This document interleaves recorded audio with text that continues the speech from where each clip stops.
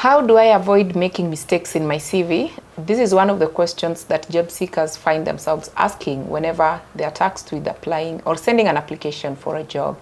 Join me in this discussion as we highlight some of the mistakes that comes with writing a CV and how best you can format or structure your CV to make it more visually appealing. As usual, my name is Mary Amondo, in charge of training and career advisory services here at Corporate Staffing, and I am joined by one of our CV writing experts, Diana. Thank you so much for joining me. You're welcome. Great. Thank you so much for the opportunity. Yeah, it's a pleasure. I know writing CVs is part of what you do almost on a daily basis. We are looking at some of the mistakes that you've seen job seekers make when writing their CVs and how best we can be able to help to make the CVs more visually appealing. Okay. So you can start us off by highlighting what are some of the common mistakes perhaps that you've seen job seekers make when making their CV. Okay, thank you so much for this opportunity, Mary. So first of all, mistakes are bound to happen. Yes, man is to an error. Yes, so like we make mistakes sometimes knowingly or unknowingly. So common mistakes that happen while a job seeker is writing his or her CV, first of all, is including irrelevant information. So most of the irrelevant information could be maybe the personal details that are not maybe needed by the job seeker. For example, the marital status. It could be maybe your ID number, the KRA PIN number, or other irrelevant information that are needed that are not needed by the job seeker. Yeah. I've seen some CVs even have the date of birth. Yeah, so date of birth also is not necessary in the current and a professional CV. So the second common mistake that happened for the job seekers is lack of customization of your CV. So most of the recruiters always want or they are always appealed by a CV that captures the important information that they need. So customizing your CV makes you stand out, and it enables you to avoid quite a number of mistakes that could be avoided. So the third mistake is grammatical errors. This happens when a job seeker does not proofread the work. Yes, so grammatical errors could be maybe use of maybe past tense instead of present tense while stating the duties and responsibilities. So, and the fourth and the final common mistake is use of inconsistent formatting. The mistake always affects maybe the job, the recruiters who use ATS compliant CV. Because you see the applicant tracking system captures the important details. So you can imagine a job seeker does not use inconsistent formatting. So it limits the job seeker. So that mistake should be avoided at all costs. Yes. Talking about avoiding the mistake, how best can we avoid making these mistakes now when working on our CV? Okay, so avoiding the mistakes that happens while you are writing your CV, ensure that you have relevant information in your CV. And in most cases, we focus on the key skills and competence. We do focus on the achievements and what you've done in the past. And majorly, what impact will you bring to the company while you'll be employed. Those are the most relevant information that are supposed to be captured in the CV.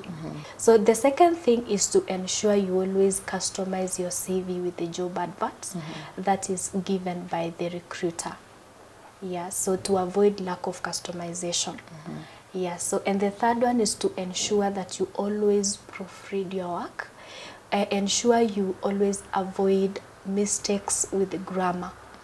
There are quite a number of tools that are used to eliminate those errors.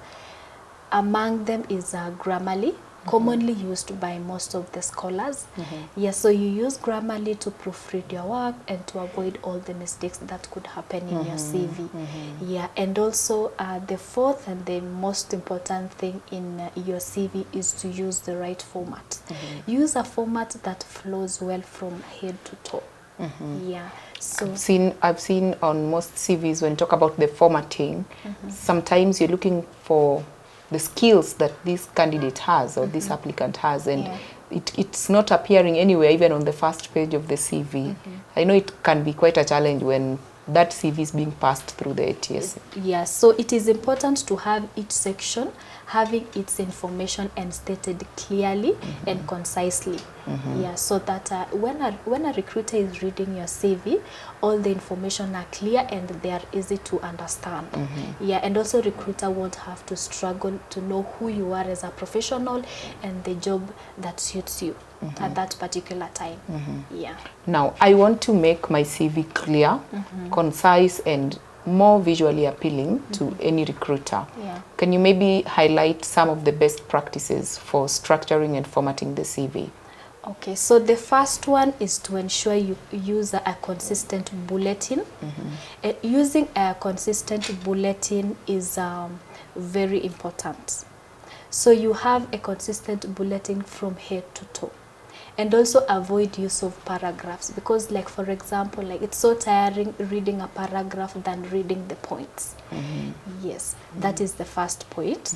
The second one is to emphasize on the relevant key skills and competence, going directly to the points. First, emphasizing on the technical skills at the top, and you finish with the soft skills. Yes. That is on the skills and competence section. Yes. Yes. So, and the third thing of ensuring that the CV is structured well is to use the best format. Yeah, use a well laid out format to have a flow of information from the head to the bottom. Yeah. And also the fourth and the most important thing is to have a captivating career profile summary. So career profile summary highlights who you are as a professional. It is supposed to grab the attention of the job seeker because it is the first thing in your CV. So basically that is it for structuring your CV to have a good formatting. Yeah. Great. What would be your final advice for someone who is struggling with making their CV visually appealing? Okay, so the best advice I would give someone struggling to capture the CV is to always ensure your CV is concise, it is clear, and professionally done. Yeah. So in that case, a job seeker will not be able to struggle to locate or maybe to know who you are as a professional. And that is actually what we do. That is the service we offer. We come up with a good and clear CVs that will enable you earn your dream job. Yeah. Great. Thank you so much for sharing with us. Welcome. I know you will be joining me in the next video. Thank you so much. Great. Indeed, as you have heard, it is important as a job seeker or as an applicant to ensure that your CV is very clear, concise, and visually appealing to any potential recruiter or recruitment desk that your CV lands on. And as Diana has mentioned, one of the best ways to ensure that this is done over and above even proofreading the CV is to seek for a professional expert to get to know, is the document as it is selling you out for that opportunity you're targeting. And that is why we encourage you to share with us your current up-to-date CV in the email address provided below. And Diana or one of the team members will be able to reach out to you to advise on how best you can customize the document to sell you out for the job you're targeting. We look forward to seeing you in the next video. Thank you so much for watching.